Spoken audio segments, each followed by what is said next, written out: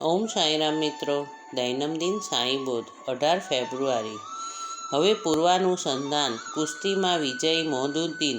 તેથી આગળનું ચારિત્ર મહિમાન જોઈશું થઈને દત્તાવધાન. મોઈદ્દીને બાબાની કુસ્તીમાં હરાવ્યા. ત્યાર પછી શું થયું તે હેમાળપંત હવે કહે છે.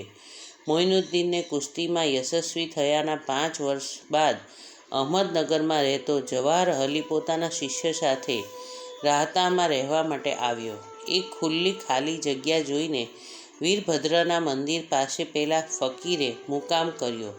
તે ફકીરનું નસીબ ખૂબ પ્રબળ હતું. એવું ન હોત તો જેમનો સર્વ ડંકો વાગી રહેલો છે તેવા શિષ્ય તેમને મળ્યા ન હોત. રાહતા ગામમાં અનેક જાતિના લોકો હતા. ભગુ સદાફળ નામનો મરાઠા જાતિનો એક યુવાન જવાહર અલીનો સેવક થયો. જવાહર અલી પ્રખર વિદ્વાન હતા. કુરાન શરીફ જેવા ધર્મગ્રંથ પર તેમનું પ્રભુત્વ તેમને હસ્તગત હતું. સ્વાર્થી, પરમાર્થી અને ભાવિક એવા અનેક લોકો તેમના શરણે આવેલા હતા.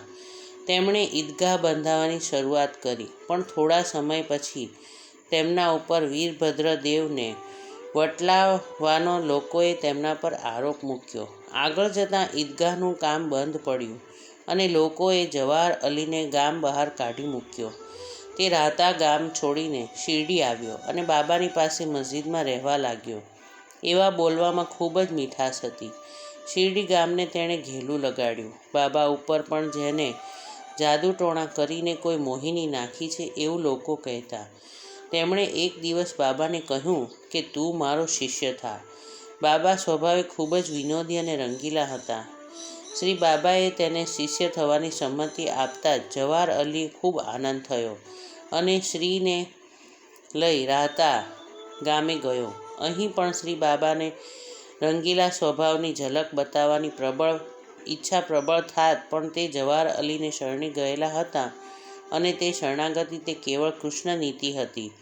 ભક્તો નજર સામેથી ઘટનાને જ સત્ય માનીને તેમાં મશગુલ બને છે અને તે દ્રષ્ટિથી જુએ છે, તો અવતારી સંતો આવી ઘટનાઓમાંથી કોઈ સિદ્ધાંતને જન્મ આપે છે. બાબા જવાહર અલીના શિષ્ય થયા તે તેમની એક લીલા જ હતી. ઓમ સાંઈરામ.